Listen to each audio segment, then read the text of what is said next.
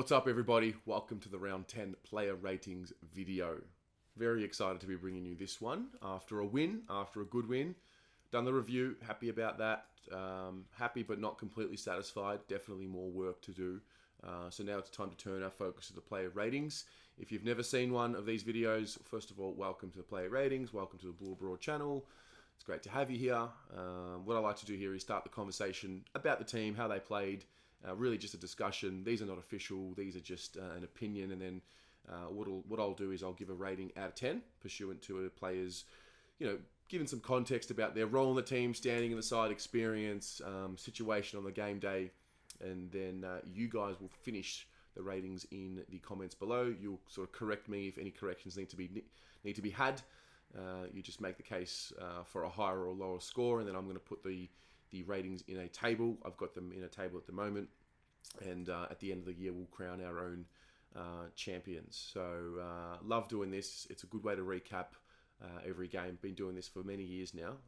They've come a long way, the player ratings, so it's great to have them, and I think it's good that we separated the review from the player ratings and give each video a bit of time to breathe. So listen, let's begin. Let's start as the team was named, as we always do. Liam Stocker, Liam Jones, and Lockie Plowman. Now, Stocker, I gave Stocker a 6. I think he's building nicely, just incremental improvement week to week. I think my main thought about Stocker at the moment is he just belongs. He looks like he belongs. He's big enough, he's strong enough. I think now it's just a matter of just getting the games into him so he can build that experience, that game awareness, that chemistry with the players around him. He's playing obviously sort of behind the ball, but then moving up at stages into the midfield, which I like. I just think he's got a good awareness there. If you watch the first half in particular, some of the decisions he's able to make quickly, are very impressive. Big handballs over the top, weighted kicks, nice booming kick on him as well when necessary. I just think he's coming along nicely, and low key, he's one of the stories of the year for us because, this time last year, we just didn't know, where was he at? Is he okay? Is he going to make it? Highly rated. It's just a really big relief for him to be able to, be playing week to week now. And just, for me, it's just about hopefully, him playing every game for the rest of the year and cementing himself in the 22. I think, he's probably now taken that Tom Williamson spot in the side. And I think you can't drop him. I think he's coming along really nicely. Would love for him to have laid a tackle. He didn't lay a tackle, which is really strange because he's a very physical player. He bumps a lot. He gets in there. He's not afraid to throw his weight around. So the fact that he didn't lay a tackle was interesting. So that's probably why I gave him a 6, and I felt that was necessary. Jones, thought he was okay. I thought he was a little bit better than last week. Probably still not at his absolute best. I just find with him, watching him at the ground, there's always that balance between his mentality of man up and fly for the ball. I guess maybe his role is changing a little bit. Maybe he's being told to focus a little bit more on intercepting, and Weedering really patrols the one-on-one type battles. I don't really know. There's a bit of a question mark about Jones, and I find myself being a little uncomfortable grading him. I mean, I gave him a 6. I thought he was okay without being outstanding. He marked McAvoy as McAvoy came into the our defensive 50. I don't know. I'm just going to go with my gut feeling. It's a 6. Plowman was the same. I thought there were really crucial contests that he won. I thought, if Plowman doesn't stand out, I don't have an issue with that because that's kind of what he's there to do. He's there to do a job. So I understand that. I just didn't feel. I sort of had a 6 and a 7. I felt like a 7 was a little bit too lenient, and I was getting a little carried away. And a 6 just sat better with me. Now, can we talk about the bump? When it's your time to go, you got to go. And Lockie Plowman went. And I'm really happy with him. He copped a lot of criticism. I actually thought he was a little lucky to be selected this week. And obviously he's played his 100th game for the football club. So, I want to congratulate him on that. And, very, very happy for him to achieve that for the club. But nevertheless, I thought he played better than last week. He played with an intensity, played with the spirit, capped off with that bump. That's what you want to see. Now, he's been, at the time of making this video, he's been handed down a 2-week suspension, which is just crazy. I don't know. I really did feel like he had his eyes on the ball at all times. I just thought it was just unlucky. But, such is the game now. We'll see how it all plays out. Gave him a 6. Happy with where he played, but I still think he can play a lot better. When he puts it all together and he gets the offensive side with his defensive intensity, that's ploughing out his best. And, we kind of only really see it 2 to 3 or 4 times a year. So hopefully we can bring that back. He has had some good success against Sydney, so who knows? Maybe we'll see it this week. Next up is Sard Weedering and Williams. Sard, I enjoyed his game. I think he's becoming a little bit more comfortable. He had the 26 touches, the 8 marks, kicked the behind. He had 658 metres gained. He, disposal efficiency of 88%. It was a pretty good game from Sardi. Defensively, he leaked a little bit, and that's why I've kind of punished him. I've given him a 7 as opposed to going for the 8. I think a couple of goals, especially from Bruce, where Sard just got on the wrong side. There was too much of a gap between, and I'm being a little harsh on him, but he's not a baby, not a pup. He's a very good, experienced player, and he needs to be one of our better players, and he is. So I gave him a 7 for his game, but I think he's coming along nicely. I think we're looking for him a little bit more, and I think he and Williams are what I alluded to in my review about something is just, something's working. Something's working at the moment. It's working slowly. It's not there yet, but I think they're getting a little bit more comfortable, which makes sense. We're 10 rounds into the season. Weeders, I gave him a 7 as well. I thought he was good. I didn't think he was outstanding. I thought his first half was a lot better than his second half. He marked a lot of those balls coming in. He patrolled well. He speaks well. He's a real general of that back line, and I think that's the next layer of evolution in this team. It's now well and truly Jacob Wiedering's back line. I think we've gone from Doherty really patrolling that, and then the young Jacob Wiedering coming through and sort of working alongside Doc's instructions. Whereas now I think Wiedering has really started to take that mantle, and that's phenomenal for his age. If you think about it, allowing Doc to be free is a big tick for us. So gave Wiedering a 7. Zacky Williams, Mr. Balenciaga. See, when you wear Balenciaga and you play like Balenciaga, it's all good. It's all Zacky boy. No worries. He was great. It didn't start very well. He had that handball. I don't know what he was doing. He held onto it for a little too long, and he mishandballed it. Turnover, goal. Oh, it was terrible. But he made up for it. He kicked his goal, which was important. They got around him, and I think that was the confidence that he kind of needed. I think that was a very significant moment in his, Carlton story. He's had the 26 touches, the 8 marks. Where is he? Zacky Williams. He had 764 metres gained. Now, for me, I understand the rhetoric. A lot of people will be saying, we didn't pay $800 for a halfback flanker. No, but what's more important? Playing players where they're going to play at their best, or playing players in a position because we,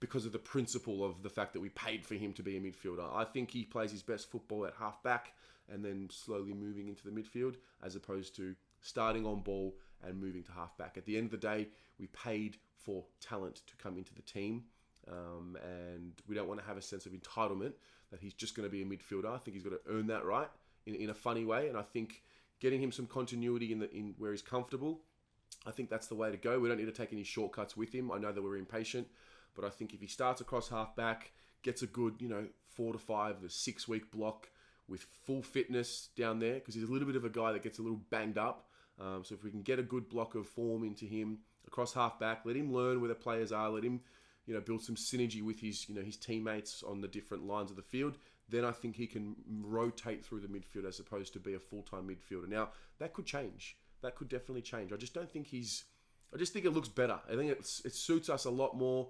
I think I like Doherty as a midfielder more than what I like the idea of Zack Williams as a midfielder personally.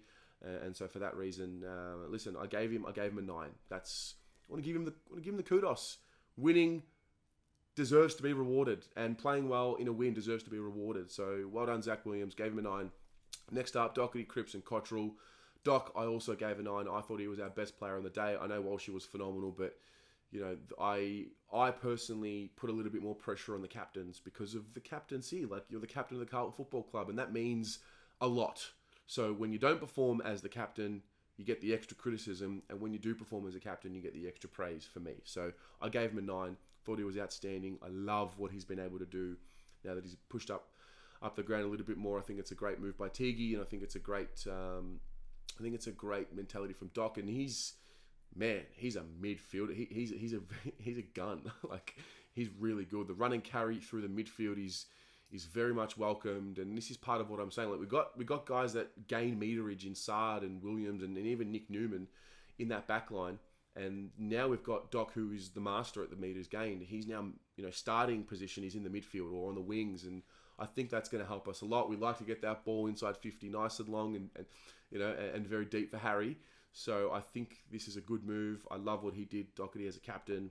5 tackles. The chase down tackle on McAvoy was really good as well in that second quarter. That really, it was a moment. It was an important moment. And he had another one straight after that with the strong contested mark, which he quickly handballed to Sard, who went over to Betts, who went over to Owies, who kicked the goal. So love Doc's game. Gave him a 9. Cripper, I love the stat line. I loved his game. I love the way he went about it. 25 touches, 18 handballs, 10 tackles. That's the important one. 10 tackles sets the tone. If he's throwing his weight around, and he's obviously feeling a lot better now from that back injury early in the year, and he's now playing a lot better, playing with a little bit more freedom. The reports came out this week that he has agreed to terms, just hasn't been made official, and I think that may or may not have released some pressure on him. I hope it has. I think also for me, I'm a lot more calm about it. And it's not that I was confident he was staying, but I just, the longer it went on without any news, the more nervous I got. And I don't know about you guys, but I felt that collectively amongst the supporter base, just in the comments week to week, when we asked the question on the Blue Abroad show. So I feel a lot better about it. I love his last few weeks have been really good. I loved his game when at 72% disposal efficiency. Anything above 70 is good enough for me. There was an important passage of play on the wing where he was made 3 efforts and then sprinted to make a shepherd for, I can't remember who it was, kicking inside 50, but it was symbolic. I remember watching it and thinking, there he is. That's Cripps. For me, Cripps is not the guy that when the ball moves, leaves his area, he just, gives up and lets it be someone else's, problem. It's the third efforts and the shepherding and it's all of that and the sprinting efforts and the gut running, and that's Patrick Cripps for me, and I want to reward him for that. So I gave him a 9. I was really happy with him. Next up is Cottrell. God, good moments. He's a good moments player.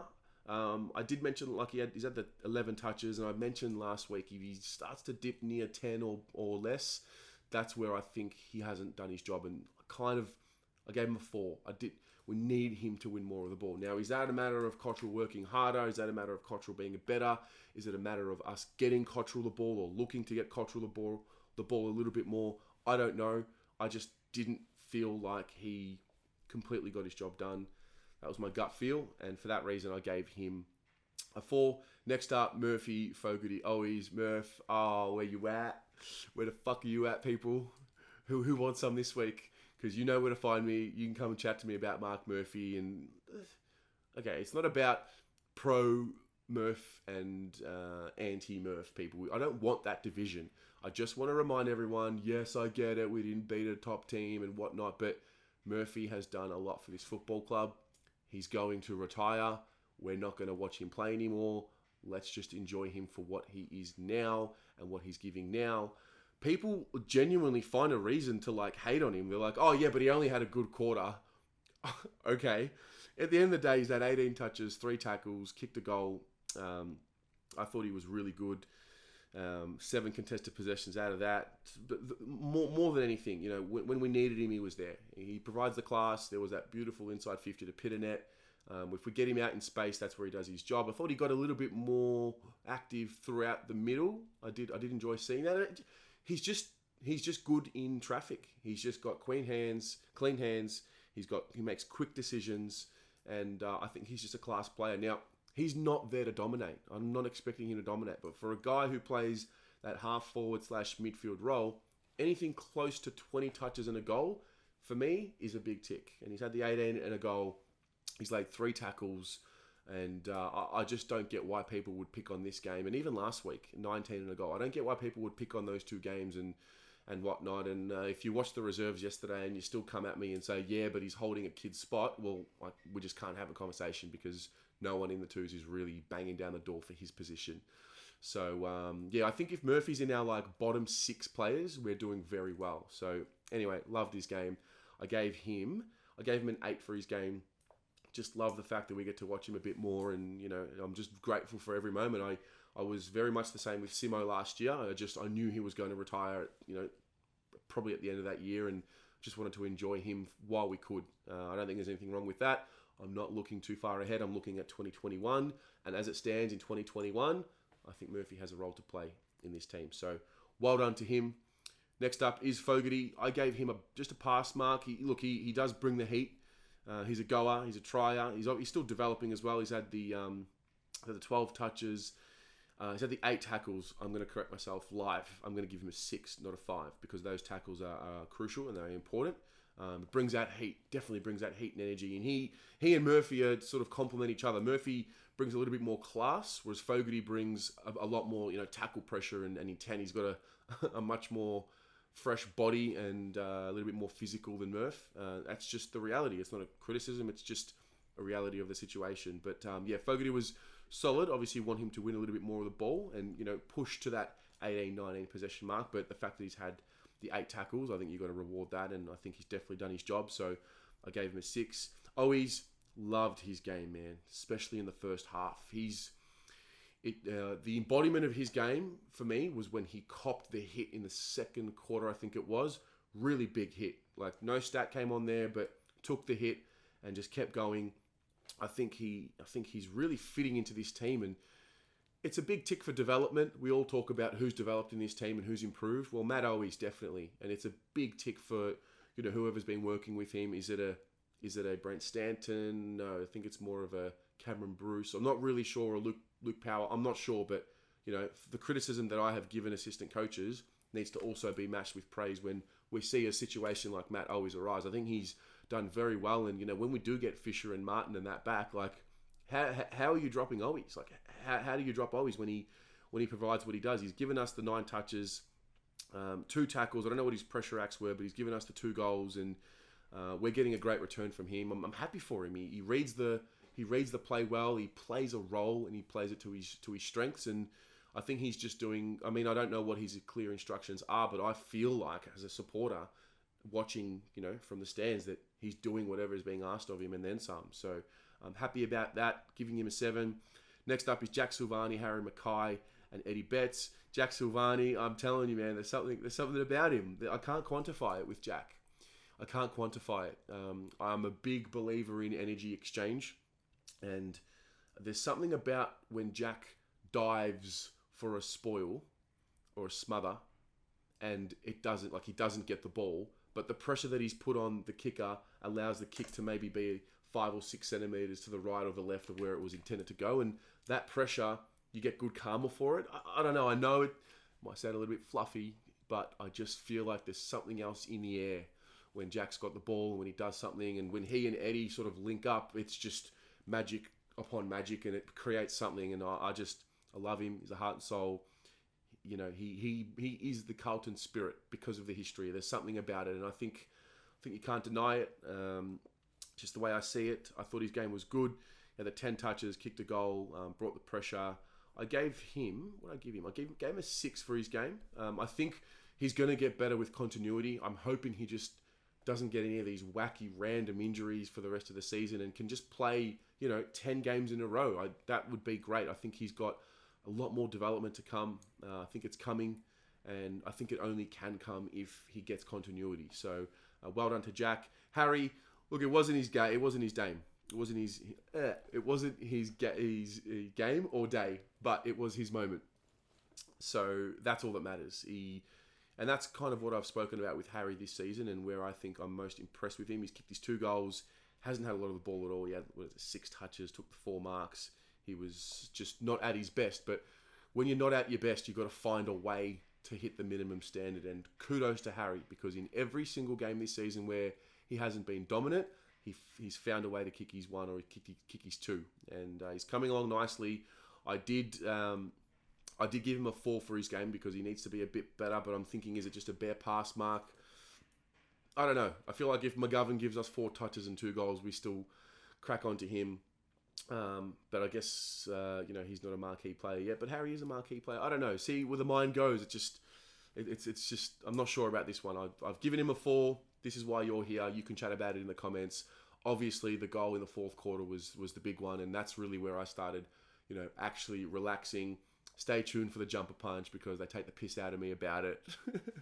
But that's totally fine. Nothing wrong with that. But yeah, he's coming along nicely, and hopefully this week against the Swans he can, get on top and have his game. And, when he does play well, he kicks, 4, 5, or even 6 or 7. So he's coming along nicely, and I hope that the shoulder's coming along nicely as well. Eddie Betts, I gave him a 6. He looked sharp. 11 touches and 2 goals. He looked sharp to me. He did his job. Gave him a 6. I think he's getting a little bit more comfortable throughout the season. And there is a lesson in this for me as well that I was reminded of. It happened with Simo last year, and I think it's happening with Eddie Betts and Murph. The first few rounds, like these older guys or more experienced guys, they know it's a marathon.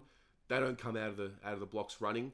They take a few weeks to get into the swing of the season. They're like, a little bit off, and then they have that 8-week patch mid-season where, they're just sharp and they're good and the experience shows. And I think we're seeing that from Eddie, and I think we're seeing it from Murph as well. So, loved his game, brought the pressure, brought the heat, brings the magic. The crowd just is a little bit louder when Eddie's around the ball.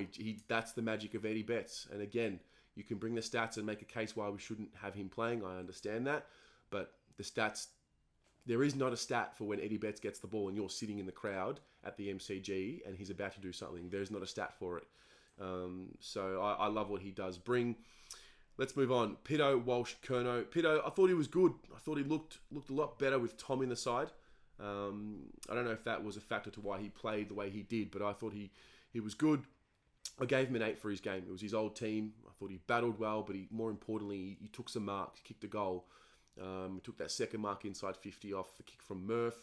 He handballed it to Stocker, I think it was. I'm not sure why he didn't have a shot, but anyway, I thought he was solid. I gave him an 8 for his game. Walshy, I gave him a 9 for his game. That first quarter was phenomenal. He really comes out of the blocks, and he set the tone for us. He did. He really set the tone for us, and he led the way. They had to clamp up on him in that third quarter. I think they did. I think he had 2 touches in that third quarter. But his first quarter and a half. I think he had 18 touches with 7.5 minutes to go in the second quarter. It's phenomenal. His work rate's great. He's got Cripps there, which allows him to be a little bit more free. But now he's starting to get the attention of the opposition teams, and the taggers are coming to him, which in turn is going to allow Cripps to be a little bit more free, which in turn is going to make us a much better side. It really is. Once you start adding, Jack Martin to that mix, and once Zacky Williams gets a little bit more comfortable in the side, and you start adding him in through that rotation, we're going to be a dangerous midfield, hopefully. So gave him a 9. Ed Curnow, I thought he was outstanding as well. It was funny when I was at the game and I left and I saw that he won the David Parker medal. I just I was a little curious about it, and then I watched the replay. He's not clean, I get that, but he gains territory and he places the ball where he wants it to be, as opposed to picks out a target. Thought he was. I know his disposal efficiency says 57%. I don't know. I just didn't. I don't know. I just thought he was a lot better than what people gave him credit for. 9 tackles, that's crucial. 28 touches. He's a heart and soul player. He plays like it. And I know we want to see Stocker and Setterfield and whatnot take over the spot, but they haven't done it yet. Ed, you can't punish that effort. You have to reward it. That's, those behaviours that he displays have to be rewarded, in my opinion. So I gave him a 9 for his game as well. Then I get to the bench. We've got Tom De Koning, Nick Newman, Michael Gibbons, and Will Setterfield. TDK, what a relief to have Tom back in the side. Make no mistake, he's very much a developing player. Make no mistake about that. But the athleticism, some of the ruck taps, I think there was one in particular I think it might have been in the second quarter. I was sitting, level 1, 50-metre line, where the 50-metre arc meets the boundary line, and I'm seeing the jump that he made from my seat, and I'm like, wow.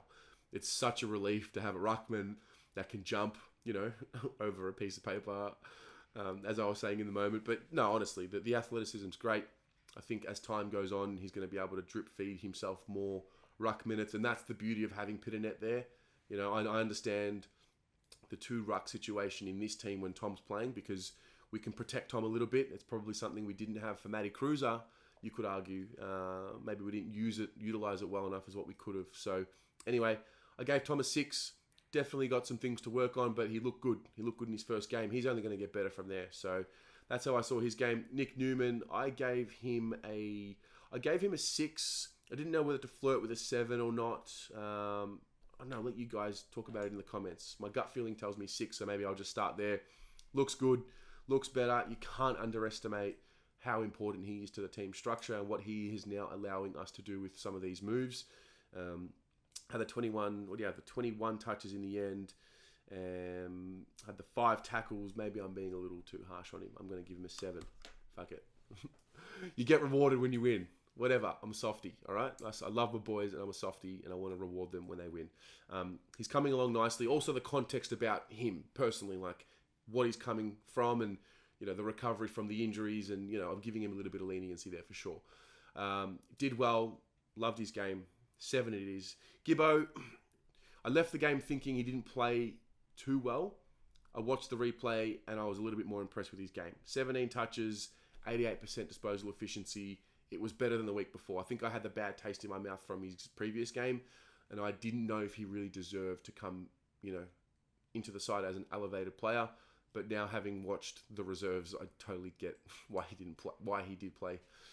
You back him in, and he rewarded the coach or the selection panel with his performance. And so, for that reason, I gave him a 6 for his game. And then Setterfield, he's one that copped a little bit of criticism, and I think he could potentially be moving into whipping boy type status. I still back him in. I still think he's a very good player. I think he's just going through a little bit of a trough. I think it happened last year. If you remember the first few games of the year, I think he had like 6 touches in round 1 or 2. And then he got into the swing of the season, got into the thick of it, and then he started really getting confident. And I think that's the main word for him. I think that was a performance against the Hawks, which will give him some confidence moving forward. 21 touches, 2 behinds. He needed to really,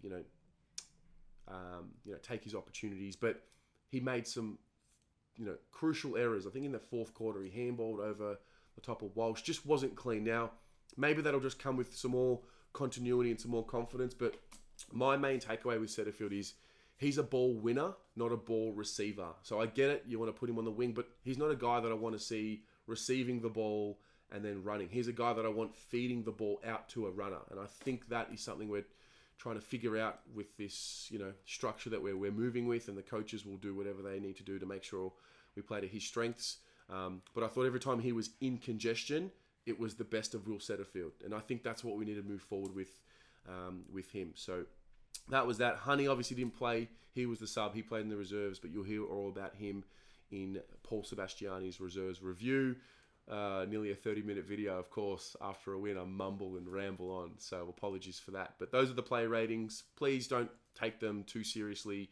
Just let them be the start of a discussion, and then you can sort of finish the discussion. Please point out anything I haven't spoken about. I like getting different perspectives. I like adding layers to how I learn and study the game, and you might say something in the comments that I'll look out for in future games. So definitely have your input. Have a great day. Have a great week. I'm sure we will. But we have a massive job this week against the Swans. We're going to lap this up right now. We've got the Blue Broad show coming up, and then we will move forward from there. So have a great one, and go the Mighty Blues.